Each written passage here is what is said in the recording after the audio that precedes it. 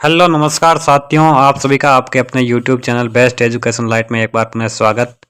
साथियों, आज अपन चर्चा करेंगे एक कक्षा 12 के ज्योग्राफी में जो संजीव डैशर का पहला मॉडल पेपर है उसके बारे में हम विस्तार पूर्वक चर्चा करेंगे। तो ज्योग्राफी में आपके जो पेपर आने वाला है बोर्ड द्वारा उसमें आपके पूर्णांक है वो 56 नंबर का रहने वाला है।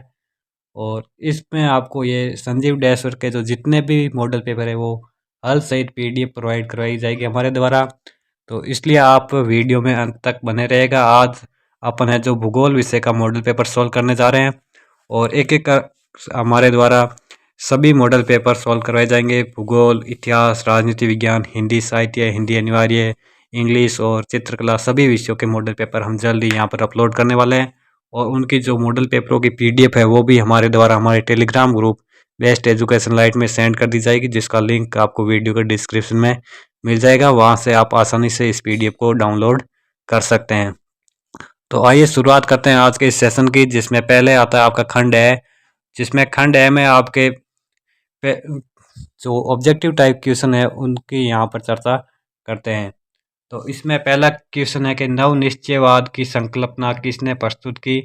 तो नव निश्चयवाद की संकल्पना आपके जो ऑप्शन ब है ग्रिफ्थ टेलर ने वो प्रस्तुत की थी। तो इसमें आपके ग्रिफ्थ टेलर जो ऑप्शन है वो राइट आंसर रहने वाला है। नेक्स्ट दूसरा क्वेश्चन है कि जनसंख्या की प्राकृतिक वृद्धि का सूत्र है। तो इसमें आपके जो है ऑप्शन ए है जन्म मृत्यु, जो इसका जनसंख्या प्राकृतिक वृद्धि का सूत्र है। नेक्स्ट अगला तीसरा क्वेश्चन आता है कि निम्नलिखित में से किस उपागम का संबंध प्रो एम्तरीय सेन से है। तो किस उपागम का संबंध आपको प्रो एम्तरीय सेन से है, तो उसका आंसर अपना यहाँ पर रहने वाला है समता उपागम का जो संबंध है वो प्रो एम्तरीय सेन से है। ऑप्शन ए है जो इसका राइट आंसर रहने वाला है। अगला चौथा क्वेश्चन आता है इसमें कि प्राचीनतम ज्ञात आर्थिक क्रियाएं हैं। तो प्राचीनतम ज्ञात आर्थिक क्रियाएं आपकी कौन सी है।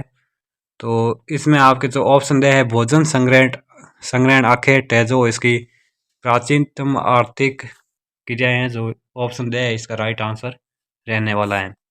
नेक्स्ट अगला पांचवा क्वेश्चन है कि निम्न में से कौन सी एक अर्थव्यवस्था में उत्पादन का स्वामित्व व्यक्तिगत होता है। तो कौन सी अर्थव्यवस्था में उत्पादन का स्वामित्व व्यक्तिगत होता है। तो इसमें ऑप्शन ए है कि पूंजीवादी अर्थव्यवस्था, जिसमें आपके उत्पादन का स्वामित्व व्यक्तिगत होता है। नेक्स्ट छठवां क्वेश्चन है कि निम्नलिखित में से परिवहन का प्रकार नहीं है। तो परिवहन का प्रकार कौन सा नहीं है, सड़क, जल, मोबाइल, वायु। तो इसमें आपके जो मोबाइल है वो परिवहन का प्रकार नहीं है, ये इलेक्ट्रॉनिक उपकरण हैं, जबकि बाकी तीन है सड़क, जल और वायु एक परिवहन के प्रकार है। अगला क्वेश्चन है कि स्वेज नहर किस देश में स्थित है। तो स्वेज नहर आपके मिस्र में स्थित है। ऑप्शन ड है जो इसका राइट आंसर रहने वाला है। नेक्स्ट आठवां क्वेश्चन है कि कोलकाता पतन किस नदी पर स्थित है। तो कोलकाता पतन आपके हुगली नदी पर स्थित है। ऑप्शन ए है जो इसका राइट आंसर रहने वाला है। नेक्स्ट नौवां क्वेश्चन है कि ग्रेजुएशन के अनुसार भारत में भाषाओं की संख्या थी। तो ग्रेजुएशन के अनुसार भारत में भाषाओं की संख्या कितनी थी। तो इसमें ऑप्शन ए है 179, जो इसका राइट आंसर रहने वाला है। नेक्स्ट 10वां क्वेश्चन है कि निम्नलिखित में से सर्वाधिक जनसंख्या घनत्व वाला राज्य है। तो सर्वाधिक जनसंख्या घनत्व वाला राज्य कौन सा है वो आपको यहाँ पर बताना है। तो ऑप्शन वह है पश्चिम बंगाल, जो इसका राइट आंसर रहने वाला है। नेक्स्ट अगला क्वेश्चन है कि नीरू मीरू कार्यक्रम का संबंध किस राज्य से है। तो नीरू मीरू कार्यक्रम का आपका संबंध है जो किस राज्य से है, वो आपके राजस्थान से है। ऑप्शन ए है जो इसका राइट आंसर रहने वाला है। नेक्स्ट 12 क्वेश्चन है कि यमुना नदी किन दो शहरों के मध्य सबसे अधिक प्रदूषित नदी है। तो किन दो शहरों के मध्य सबसे अधिक प्रदूषित नदी है। तो इसमें आपके ऑप्शन से है दिल्ली से इटावा, जो इसका राइट आंसर रहने वाला है। नेक्स्ट 13वां क्वेश्चन है कि बॉक्साइट किसका आयस्क है। तो बॉक्साइट आपके एल्युमिनियम का आयस्क है। ऑप्शन ए है जो इसका राइट आंसर है। नेक्स्ट 14 क्वेश्चन है कि भारत में रेल सेवा की शुरुआत कब हुई थी। तो भारत में रेल सेवा की शुरुआत आपके 1853 में हुई थी। नेक्स्ट क्वेश्चन है कि निम्नलिखित में से कौन सा एक भू आबंध पतन है। तो भू आबंध पतन कौन सा है वो आपको बताना है। तो ऑप्शन ड है जो इसका राइट आंसर है, विशाखापट्टनम। अगला क्वेश्चन है कि निम्नलिखित में से कौन सा अम्ल वर्षा का एक कारण है। तो वर्षा का कारण कौन सा अम्ल है। तो ये आपके वायु प्रदूषण है जो यहाँ पर राइट आंसर रहने वाला है। ऑप्शन ड है जो इसका राइट आंसर है। तो इन सभी के आंसर यहाँ पर टाइप किए गए हैं। 1 से 16 तक जो भी ऑब्जेक्टिव टाइप क्वेश्चन थे जो आधे आधे नंबर के रहने वाले, अर्थात सभी क्वेश्चन आपके 8 अंक के थे, जिन सभी के आंसर यहाँ पर दिए गए हैं। अगले क्वेश्चन में आपके रिक्त स्थान पूछे गए हैं जिनकी चर्चा हम यहाँ पर करेंगे। जिसमें पहला क्वेश्चन है कि अति उच्च मानव विकास सूचकांक वाले देश वे हैं जिनका स्कोर डैश डैश से ऊपर है। तो इसमें अति उच्च मानव विकास सूचकांक वाले वे देश है जिनका स्कोर 0.800 से अधिक है। ऑप्शन यहाँ पर आंसर दिया गया है 0.800 जो यहाँ पर टाइप किया गया है।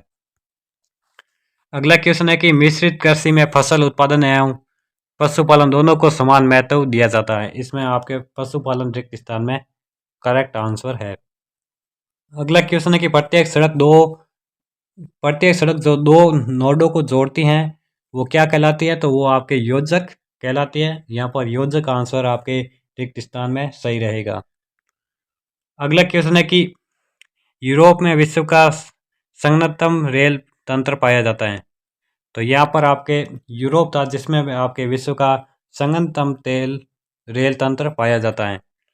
अगला क्वेश्चन है कि विश्व व्यापार संगठन का मुख्यालय आपके कहाँ पर स्थित है। तो विश्व व्यापार संगठन का मुख्यालय आपके जिनेवा स्विट्जरलैंड में स्थित है।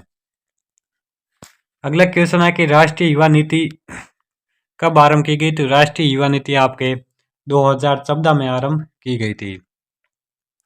अगला नेक्स्ट क्वेश्चन है कि भारत में नगरों का अभ्युदय कौन से काल से हुआ। तो भारत में नगरों का अभ्युदय आपके प्रागैतिहासिक काल से शुरू हुआ था। आगे नेक्स्ट क्वेश्चन है कि भारत की अधिकतम जनसंख्या का प्रमुख भोजन कौन सा है। तो भारत की अधिकतम जनसंख्या का भोजन है वो आपके चावल है जो यहाँ पर राइट आंसर है। अगला क्वेश्चन है कि सिंचाई की व्यवस्था को संभव बनाती है। तो सिंचाई की व्यवस्था आपके बहुफसलीकरण को संभव बनाती है। इंदिरा गांधी नहर पंजाब में कौन से बांध से निकलती है। तो पंजाब में आपके हरीके बांध से निकलती है। तो साथियों यहाँ पर आपके दूसरे क्वेश्चन में 10 क्वेश्चन पूछे गए थे जो रिक्त स्थान वाले थे, जिसमें आधे आधे नंबर के अर्थात 5 नंबर के क्वेश्चन रिक्त स्थान वाले थे। और आगे आते हैं आपके अति लघुत्तरात्मक क्वेश्चन जो 1-1 नंबर के रहने वाले, उनकी अपन यहाँ पर चर्चा करते हैं। जिसमें पहला क्वेश्चन है कि मानव भूगोल मानव समाजों और धरातल के बीच संबंधों का संश्लेषित अध्ययन है। मानव भूगोल की ये परिभाषा किसने दी थी। तो ये परिभाषा मानव भूगोल के बारे में किस विद्वान द्वारा दी गई थी। तो इसमें आपके रेडजेल है जिसने ये परिभाषा दी, जो इसका राइट आंसर है। अगला क्वेश्चन है कि जनसंख्या परिवर्तन के 2 घटकों के नाम लिखिए। तो जनसंख्या परिवर्तन के आपके 2 घटक है, जन्म और प्रवास। अगला क्वेश्चन है कि मानव विकास प्रतिवेदन 2020 के अनुसार भारत का कौन सा स्थान है। तो मानव विकास प्रतिवेदन 2020 के अनुसार भारत का जो स्थान है वो 131वां स्थान है।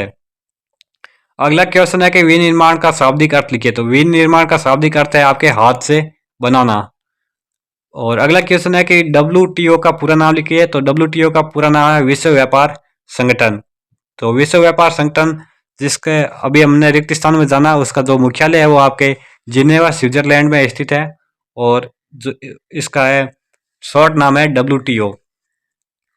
अगला क्वेश्चन है कि विश्व के जल संसाधनों का कितने प्रतिशत भाग भारत में है। तो जल संसाधनों का जो 4% भाग है वो भारत में स्थित है। अगला क्वेश्चन है कि ध्वनि प्रदूषण से आप क्या समझते हैं। तो ध्वनि प्रदूषण से हम यह समझते हैं कि विभिन्न स्रोतों से उत्पन्न ध्वनि का मानव की सहनीय सीमा से अधिक तथा असहज होना ही ध्वनि प्रदूषण है। अर्थात ध्वनि प्रदूषण वह है जो मानव की जो सहनीय सीमा है उससे अधिक, अर्थात मानव उससे सहन नहीं कर सके, वही ध्वनि प्रदूषण कहलाता है। आगे आता है खंड ब, जिसमें आपसे लघुत्तरात्मक क्वेश्चन पूछे जाएंगे जो आपके 1 से 1/2 प्रति अंक के साथ रहने वाले हैं। जिसमें चौथा क्वेश्चन है कि मानव भूगोल के क्षेत्रों के नाम बताइए। तो मानव भूगोल के क्षेत्र है वो इस प्रकार है, जिसमें पहला है सामाजिक भूगोल। तो इसमें आपके व्यवहारवादी भूगोल, सामाजिक कल्याण का भूगोल, अवकाश भूगोल, सांस्कृतिक भूगोल, लिंग भूगोल, ऐतिहासिक भूगोल व चिकित्सा भूगोल शामिल है। और नगरीय भूगोल जिसमें राजनीति भूगोल, इसमें निर्वाचन व सैन्य भूगोल भी शामिल है। और जनसंख्या भूगोल, आवास भूगोल, आर्थिक भूगोल, इसमें संसाधन, कृषि, उद्योग, विपणन, पर्यटन व अंतर्राष्ट्रीय व्यापार का भूगोल शामिल है। तो इसमें भूगोल के क्षेत्र वो मुख्यतः 3 प्रकार के हैं। पहला सामाजिक भूगोल, दूसरा राजनीति, तीसरा आर्थिक। तो सामाजिक में आपके व्यवहारवादी भूगोल, सामाजिक कल्याण भूगोल, अवकाश, सांस्कृतिक इत्यादि। और राजनीतिक में आपके निर्वाचन और सैन्य भूगोल शामिल है, जबकि आपके आर्थिक में इसमें संसाधन, कृषि, उद्योग, विपणन और पर्यटन एवं अंतर्राष्ट्रीय व्यापार का भूगोल शामिल है। अगला नेक्स्ट क्वेश्चन है कि आपके अनुसार एक विकसित राष्ट्र के लिए जनांकीय संक्रमण सिद्धांत का उपयोग बताइए। तो एक विकसित राष्ट्र में जनांकीय संक्रमण सिद्धांत के उपयोग द्वारा हम उस देश की जनसंख्या का वर्णन कर सकते हैं एवं उस राष्ट्र की भविष्य की जनसंख्या का पूर्वानुमान लगाया जा सकता है। इसमें विकसित राष्ट्र को अपनी विकास दर को बनाए रखने में मदद मिलती है तथा वे भविष्य की योजना आसानी से बना सकते हैं। अगला नेक्स्ट क्वेश्चन है कि कारखाना कृषि क्या है। तो कारखाना कृषि आपके कृषि व्यापार हेतु की जाने वाली कृषि को कारखाना कृषि कहते हैं। कृषि व्यापार एक प्रकार की व्यापारिक कृषि है जो औद्योगिक पैमाने पर की जाती है। इसका वित्त पोषण प्राय वे व्यापार करता है जिसकी मुख्यतः रुचि कृषि के बाहर हो। कृषि व्यापार फार्म के आकार में बड़े यंत्रीकृत रसायनों पर निर्भर एवं अच्छी संरचना वाले होते हैं। अगला नेक्स्ट क्वेश्चन है कि ब्रासरोतन किसे कहा जाता है। तो ब्रासरोतन अथवा ठेका देना दक्षता को सुधारने और लागतों को घटाने के लिए किसी बाहरी अभिकरण को काम सौंपना है। जिन व्यापारिक क्रियाकलापों को ब्रासरोतन किया जाता है उनमें अभिकरण को काम सौंपना है।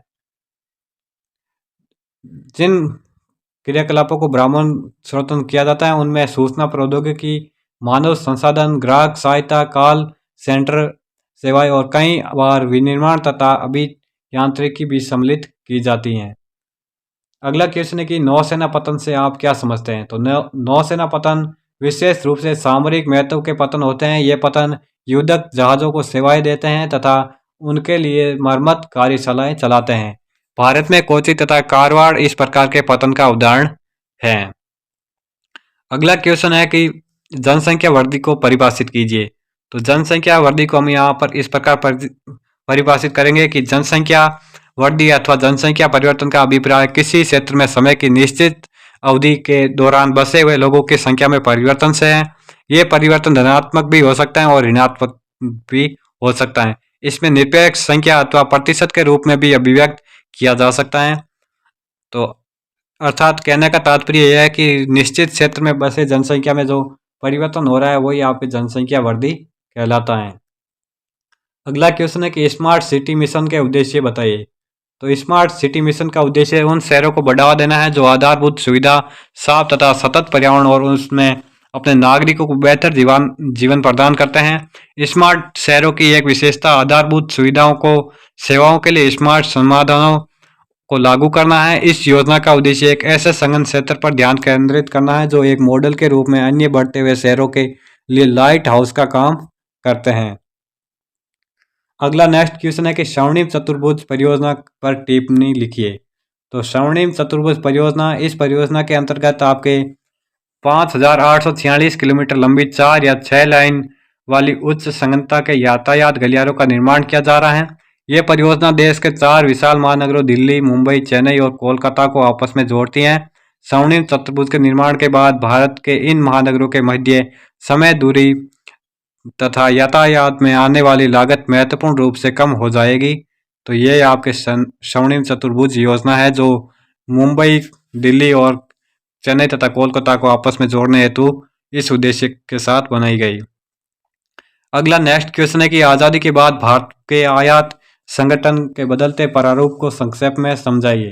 तो 1950 से 1960 के दशक में भारत द्वारा खाद्यान्न, पूंजीगत माल, मशीनरी एवं उपकरणों आदि का आयात किया जाता है। उद्योगों के कच्चे माल एवं ईंधन के रूप में पेट्रोलियम तथा इसके उत्पादों का उपयोग होने के कारण वर्तमान में इनके आयात में तीव्र वृद्धि हुई है।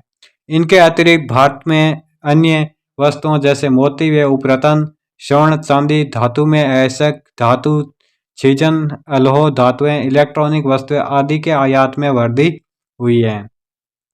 अगला नेक्स्ट क्वेश्चन है कि जल प्रदूषण के प्रमुख स्रोतों का वर्णन कीजिए। तो जल प्रदूषण प्राकृतिक एवं मानवीय स्रोतों से होता है। प्राकृतिक स्रोतों में अपरदन, भूसंकलन, पेड़ पौधों तथा मृत पशुओं के सड़ने आदि से होता है। मानवीय स्रोतों में जल प्रदूषण के कई स्रोत हैं, जैसे उद्योगों का कचरा एवं रसायन जल से प्रवाहित करना, मल मूत्र का जल में बहाव, नगरीय वाही जल, कृषि में रासायनिक पदार्थों का उपयोग, धार्मिक मेले, पर्यटन आदि से जल तीव्र गति से प्रदूषित हो रहा है।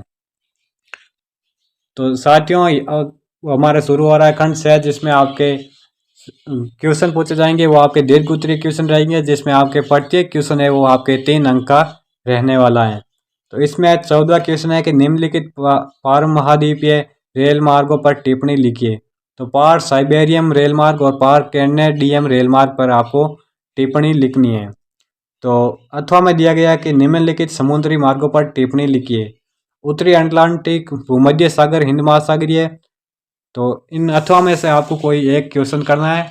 तो अब यहाँ पर हम पहले वाले क्वेश्चन के आंसर देख रहे हैं कि पार साइबेरियन रेल मार्ग पर टिप्पणी लिखेंगे, जिसमें यह रूस का प्रमुख रेल मार्ग है, जो कि पश्चिमी में सेंट पीटर्सबर्ग से पूर्व से प्रशांत महासागर तट पर स्थित व्लादिवोस्टोक तक मॉस्को, कजान, ट्यूमिन, नोवसिबिर्स्क, चिता और खबरोवस्क से होता हुआ जाता है। यह एशिया का सबसे महत्वपूर्ण और विश्व का सबसे लंबा दोहरे पथ से युक्त विद्युतीकृत पार महाद्वीप ये रेल मार्ग है। इसकी कुल लंबाई आपके 9,322 किलोमीटर है। यह रेल मार्ग एशियाई प्रदेश को पश्चिमी यूरोपीय बाजारों से जोड़ता है। यह रेल मार्ग यूराल पर्वतों, ओब एवं येनेंसी नदियों से गुजरता है। इस रेल मार्ग को दक्षिणी से जोड़ने वाले योजक मार्ग भी हैं। इसमें यूक्रेन में ओडेसा, उज्बेकिस्तान में कैस्पियन तट पर बालू, ताशकंद, मंगोलिया में उलानबटोर, मकडेन में रोन्यांग तथा चीन में बीजिंग आदि प्रमुख हैं। और अगला है हमारा पार कैनेडियम रेल मार्ग। तो इसमें आपको इस प्रकार टिप्पणी लिखनी है कि कनाडा देश की यह 7,050 किलोमीटर लंबी रेल लाइन पूर्व में हैलिफैक्स से शुरू होकर मॉन्ट्रियल, ओटावा, विनिपेग तथा कैलगरी से होती हुई पश्चिम में प्रशांत तट पर स्थित वैंकूवर तक जाती हैं। इस रेल मार्ग का निर्माण 1886 में मूल रूप से एक संधि के अंतर्गत पश्चिमी तट पर स्थित ब्रिटिश कोलंबिया को राज्यों के संघ में शामिल करने के उद्देश्य से किया गया था। तो यहाँ पर आपके ये इम्पोर्टेंट रहने वाला कि इस रेल मार्ग का निर्माण कब तथा किसके उद्देश्य से किया गया। तो इसमें आपको ये इस प्रकार लिखना है कि इस रेल मार्ग का निर्माण आपके 1886 में मूल रूप से एक संधि के अंतर्गत पश्चिमी तट पर स्थित ब्रिटिश कोलंबिया को राज्यों को संघ में शामिल करने के उद्देश्य से किया गया था। परंतु बाद में क्यूबेक, मॉन्ट्रियल औद्योगिक प्रदेश की गेहूं मेखला और उत्तर में शंकु घाटी वन प्रदेश से जोड़ने के कारण इस रेल मार्ग का महत्व बढ़ गया। विनिपेग से थंडर खाड़ी अर्थात सुपीरियर झील तक स्वर्ण मार्ग इस रेल लाइन को विश्व के सबसे अधिक महत्वपूर्ण जल मार्गों में से एक जोड़ता है। अथवा वाले में टिप्पणी है कि उत्तरी अटलांटिक समुद्री मार्ग। तो यह समुद्री मार्ग औद्योगिक दृष्टि से विकसित विश्व के 2 प्रदेशों यथा उत्तरी पूर्वी संयुक्त राज्य अमेरिका और पश्चिम यूरोप को आपस में मिलाता है। विश्व का 1/4 विदेशी व्यापार इस मार्ग के द्वारा परिवहित होता है। इसी कारण यह विश्व का व्यवस्थित व्यापारिक जल मार्ग है, इसलिए इसे वृहद ट्रक मार्ग भी कहा जाता है। तो आपको यहाँ पर ध्यान रखना है कि उत्तरी अटलांटिक समुद्री मार्ग को वृहद ट्रक मार्ग भी कहा जाता है। अगला है भूमध्य सागर हिंद महासागरीय समुद्री मार्ग। तो ये समुद्री मार्ग आपके प्राचीन विश्व के हृदय स्थल कहे जाने वाले क्षेत्रों से गुजरता है तथा किसी भी अन्य मार्ग की अपेक्षा अधिक देशों और लोगों को सेवाएं प्रदान करता है। पोर्ट सईद, अदन, मुंबई, कोलंबो और सिंगापुर इस मार्ग के महत्वपूर्ण पतन उपमहासागरीय से होकर जाने वाले आरंभिक मार्ग की तुलना में स्वेज नहर के निर्माण से दूरी और समय में अत्यधिक कमी हो गई है। अगला क्वेश्चन है कि भारत में ऊर्जा के परंपरागत स्रोतों का वर्णन कीजिए, और अथवा में है भारत में ऊर्जा के अपरंपरागत स्रोतों का वर्णन कीजिए। तो इसका आंसर हम पहले लिखेंगे कि भारत में ऊर्जा संरक्षण के जो परंपरागत स्रोत हैं उसको हम यहाँ पर लिखेंगे। तो इसमें पहला है कोयला। तो ये मुख्य रूप से गोंडवाना और त्रिशिरीय कालों की चट्टानों में पाया जाता है। तो ये आपके कोयला है जो मुख्य रूप से गोंडवान और ट्रिशियल भूगर्भिक कालों की चट्टानों में पाया जाता है। तो देश में विद्यमान कोयला निक्षेपों का लगभग 80% भाग जो है बिटुमेन्स प्रकार का तथा गैर कोपकारी श्रेणी का है। भारत में गोंडवाना कोयले के प्रमुख क्षेत्र दामोदर, गोदावरी महानदी और सोन नदी घाटियों में है, जबकि ट्रिशियर कोयला है जो असम, अरुणाचल प्रदेश, मेघालय तथा नागालैंड में पाया जाता है। तो ये तो पहला था परंपरागत स्रोत कोयला, और दूसरा है पेट्रोलियम। तो पेट्रोलियम ये आपके एक अपरिष्कृत और अनेक अशुद्धियों के साथ त्रिशियर काल की अवसादी शैली में पाया जाता है। देश में मुख्यतः असम, गुजरात, मुंबई, कृष्णा, गोदावरी तथा कावेरी नदी बेसिनों में तेल के निक्षेप पाए जाते हैं। तो पेट्रोलियम आपके मुख्य रूप से असम, गुजरात, मुंबई, कृष्णा, गोदावरी तथा कावेरी नदी बेसिनों में तेल के निक्षेप पाए जाते हैं। अगला है आपके प्राकृतिक गैस। तो प्राकृतिक गैस है आपके, इसका उपयोग औद्योगिक ईंधन के रूप में, बिजली क्षेत्र में ईंधन के रूप में, उद्योग में हीटिंग के लिए, रासायनिक, पेट्रोकेमिकल और उर्वरक उद्योग में कच्चे माल के रूप में किया जाता है। भारत में प्रमुख गैस भंडार मुंबई हाई और अन्य संबंध क्षेत्र पश्चिमी तट पर पाए जाते हैं। पूर्वी तट पर कृष्णा गोदावरी बेसिन में प्राकृतिक गैस के नए भंडार खोजे गए हैं।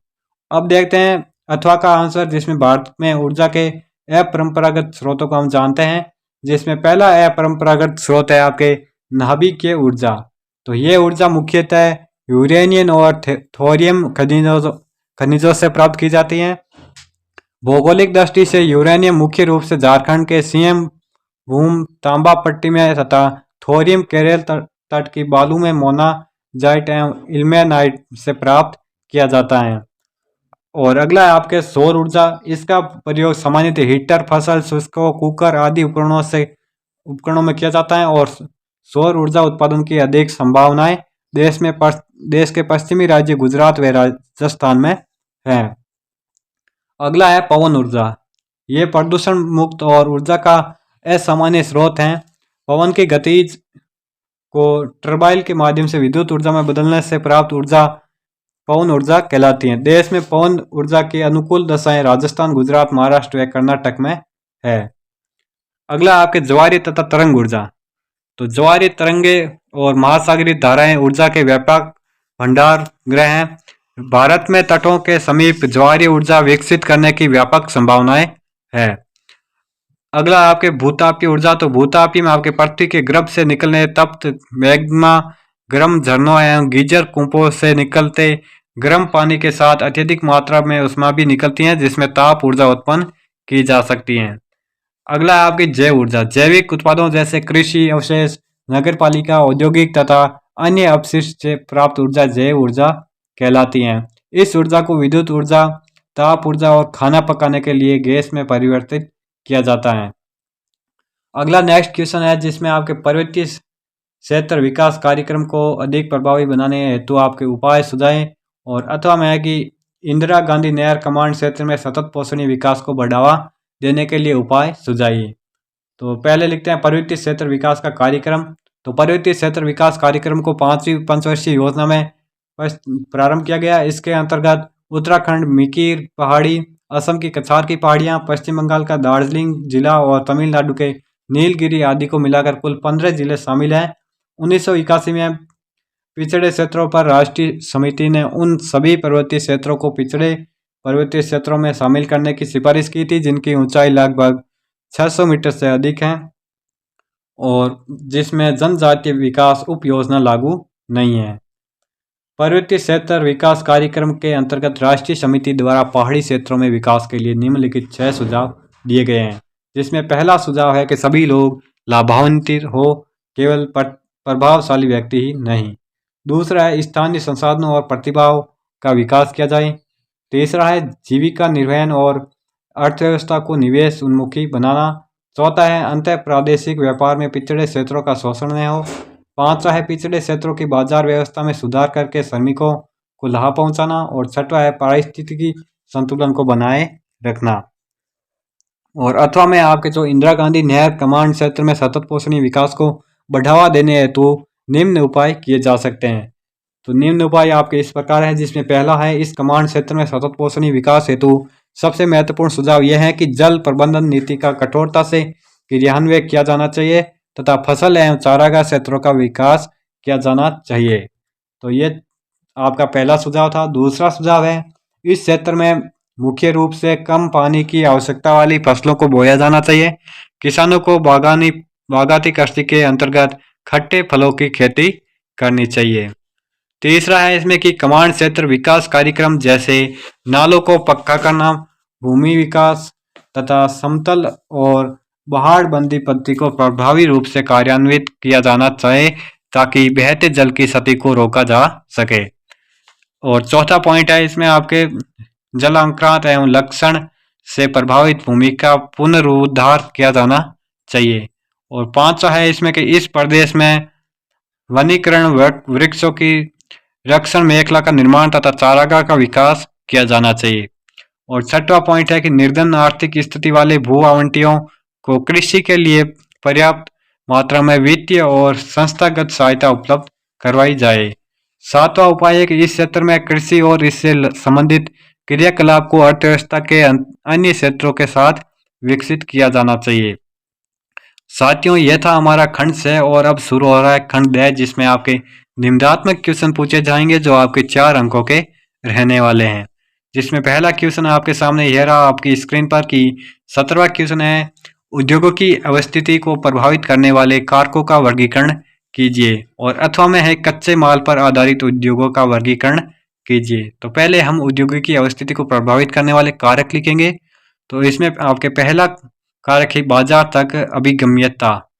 तो बाजार तक अभिगम्यता आपके उद्योगों की स्थापना से प्रमुख कारक है। उसके द्वारा उत्पादित माल के लिए बाजार का उपलब्ध होना है। बाजार से तात्पर्य उस क्षेत्र से है क्षेत्र में तैयार वस्तुओं की मांग है, उस क्षेत्र में निवासियों के खरीदने की क्षमता अर्थात क्रय शक्ति है। दूरस्थ क्षेत्र जहां कम जनसंख्या निवास करती है छोटे बाजारों से युक्त होते हैं।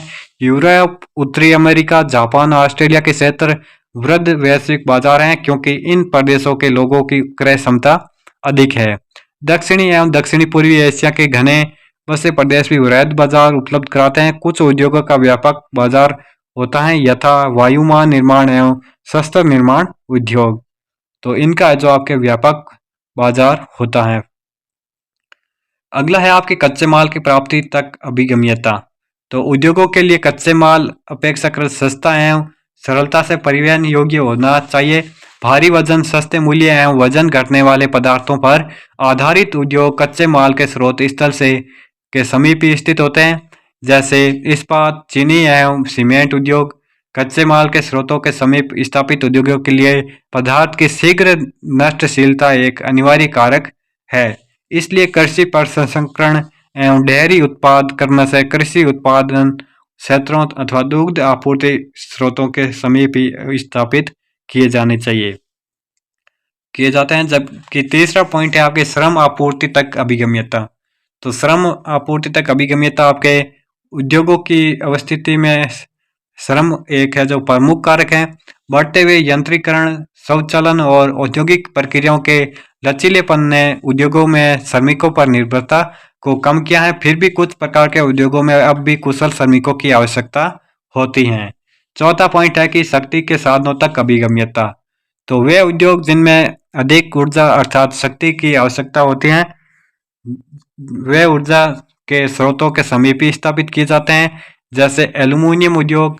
प्राचीन काल में कोयला प्रमुख शक्ति का साधन था, किंतु वर्तमान समय में जल विद्युत एवं खनिज तेल भी अनेक उद्योगों के लिए शक्ति का महत्वपूर्ण साधन है।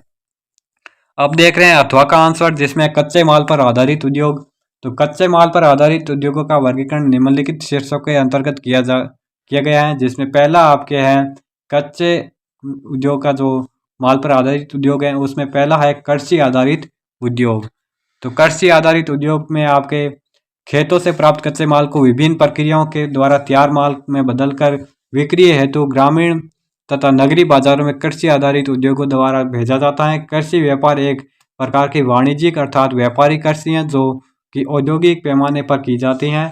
इसका वित्त पोषण प्राय वह व्यापार करता है जिसकी मुख्य रुचि कृषि के बाहर होती है। कृषि व्यापार फार्म आकार में बड़े यंत्रीकरण रसायनों पर निर्भर एवं अच्छी संरचना वाले होते हैं। इनको कृषि कारखाने भी कहा जाता है। तो आपको याद रखना है कि कृषि कारखाने किसे कहा जाता है। अगला है भोजन प्रसंस्करण।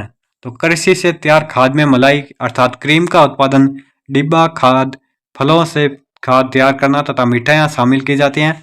खाद्य को सुरक्षित रखने की अनेक विधियां प्राचीन काल में से चली आ रही है, जैसे उनको सुखाकर संधान कर या अचार के रूप में तेल या सिरका डालकर भोजन प्रसंस्करण किया जाता है, किंतु इन विधियों का औद्योगिक क्रांति के पूर्व सीमित उपयोग होता था। अब देखते हैं प्रमुख उद्योग, जिसमें प्रमुख कृषि आधारित उद्योगों में भोजन तैयार करने वाले उद्योग शक्कर, फलों के रस, पेय पदार्थ यथा चाय, कॉफी, कोकोआ, मसाले, तेल व वस्त्र यथा सूती, रेशमी, जूट तथा रबड़ उद्योग आते हैं। दूसरा आपके खनिज आधारित उद्योग। तो खनिज आधारित उद्योगों में खनिजों को कच्चे माल के रूप में उपयोग किया जाता है। कुछ उद्योग है आपके लो अंश वाले धात्विक खनिजों का उपयोग करते हैं, जैसे लो इस्पात उद्योग, जबकि कुछ है जो आपके एलो धात्विक खनिजों का उपयोग करते हैं, जैसे एल्यूमिनियम, तांबा एवं जवाहरात उद्योग। कुछ उद्योग है जो अधात्विक खनिजों का उपयोग करते हैं, जैसे सीमेंट, मिट्टी के बने बर्तन। तो इसमें आपके जो प्रमुख उद्योग है वह आपके खनिज आधारित उद्योगों में जो पहला है लोह इस्पात, तांबा, प्रगलन, शीशा, जस्ता, एल्यूमिनियम, सोना, चांदी, सीमेंट, मिट्टी के बने बर्तन, वायुयान, जलयान, मोटर गाड़ी, रेल के इंजन व डिब्बों का निर्माण आदि उद्योग है जो इसके अंतर्गत प्रमुख उद्योग आते हैं।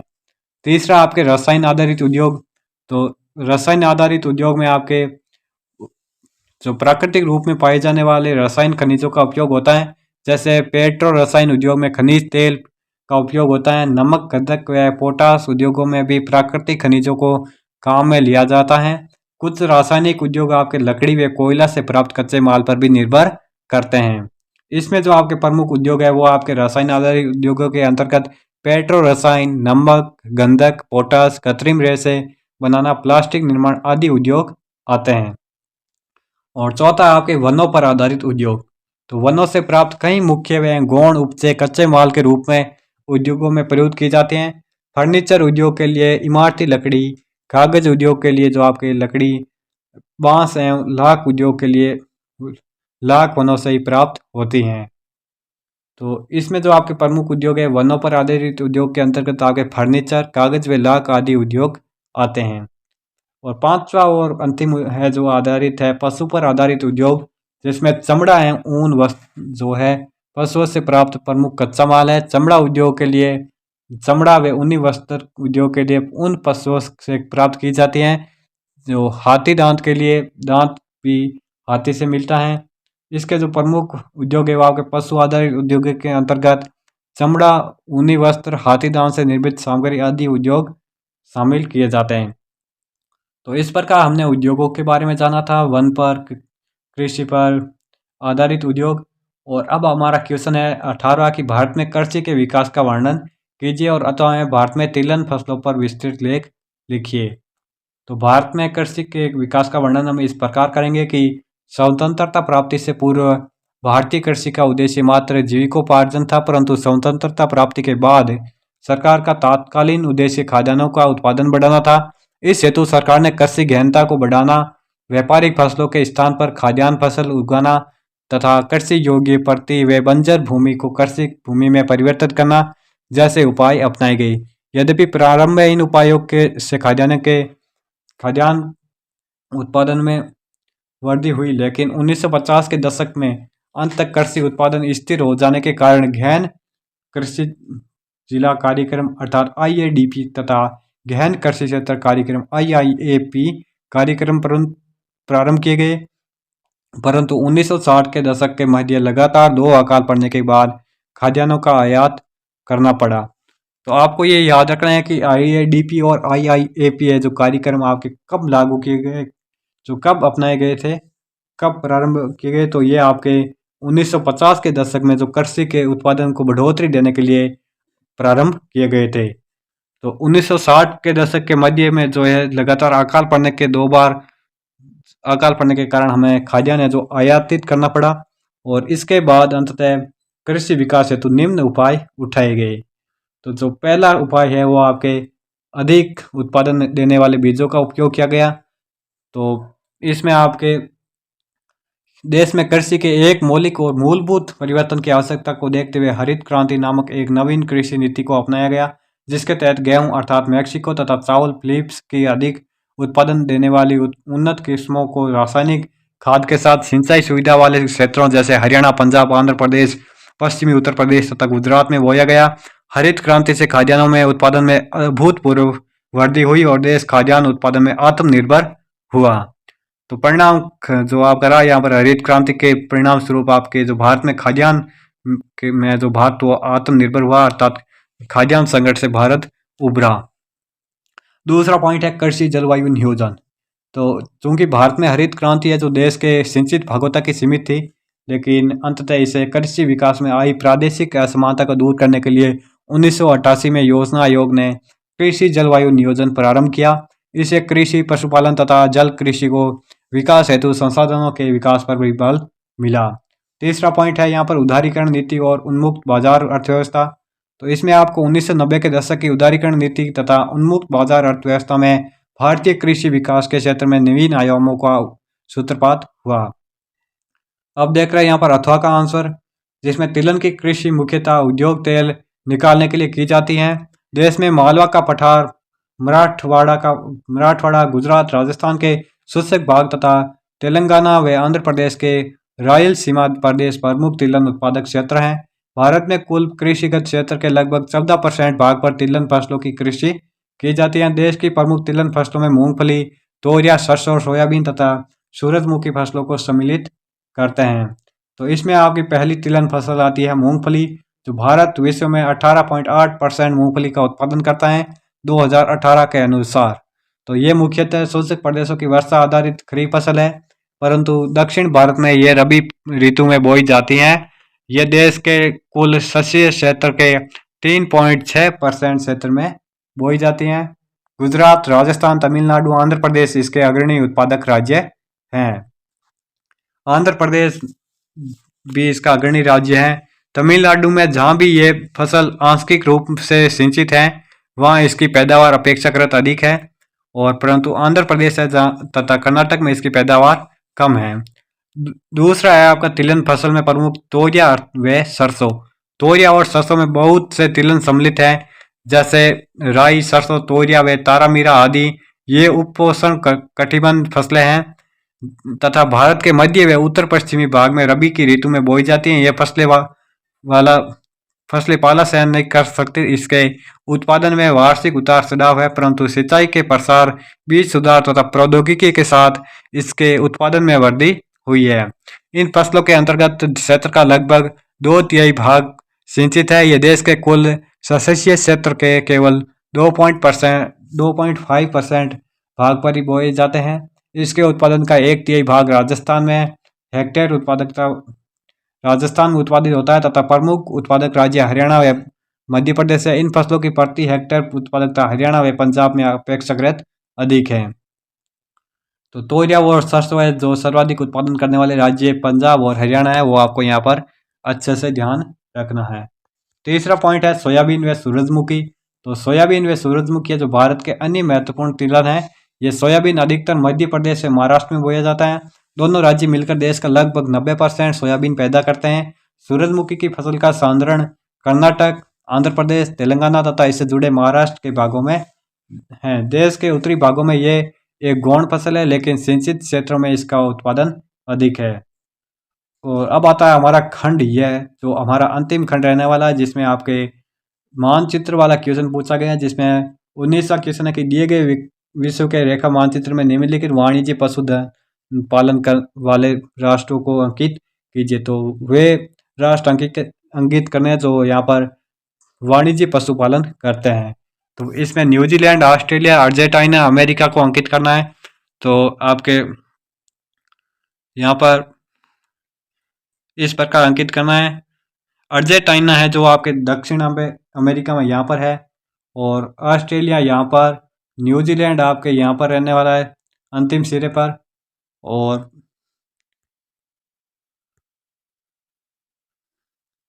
इस प्रकार यहाँ पर इनके आंसर थे। और अगला 20वां क्वेश्चन है कि तो दिए गए भारत के रेखा मानचित्र में निम्नलिखित अंतर्राष्ट्रीय हवाई पत्तनों को अंकित कीजिए। तो पहले में तो आपके विश्व के जो प्रमुख पशुधन थे उसको अंकित करना था, और अब यहाँ पर भारत के जो प्रमुख अंतर्राष्ट्रीय हवाई पत्तन है उनको यहाँ पर अंकित करना, जिसमें दिल्ली, अहमदाबाद, बेंगलुरु और कोलकाता को अंकित करना है। दिल्ली है जो आपके यहाँ पर भारत के मध्य ऊपरी भाग में है, यहाँ पर आप अच्छे से देख सकते हैं एरो के द्वारा। और दूसरा है आपके अहमदाबाद जो यहाँ पर आपके गुजरात में है, कोलकाता आपके यहाँ पर है, और बेंगलुरु आपके यहाँ पर। तो इन सभी को आपको अच्छे से याद रखना है। तो साथियों, यह था हमारा मॉडल पेपर जियोग्राफी का पहला संजीव डैशर का संपूर्ण तरीके से हमने यहाँ पर विशेष चर्चा करके सॉल्व किया। अगले सेशन में हम इसका सेकंड मॉडल पेपर सॉल्व करेंगे, और अन्य विषयों के मॉडल पेपर भी हम यहाँ पर सॉल्व करेंगे। तो आपको ये वीडियो अच्छा लगा तो लाइक और शेयर कीजिए, और अगर आप इस चैनल पर पहली बार आए तो इसको सब्सक्राइब कीजिए, और ये PDF प्राप्त करनी है तो हमारे टेलीग्राम ग्रुप को ज़रूर ज्वाइन कीजिएगा, जिसका लिंक आपको वीडियो के डिस्क्रिप्शन में मिल जाएगा। तो मिलते हैं अगले नेक्स्ट सेशन में, तब तक के लिए जय हिंद, जय भारत।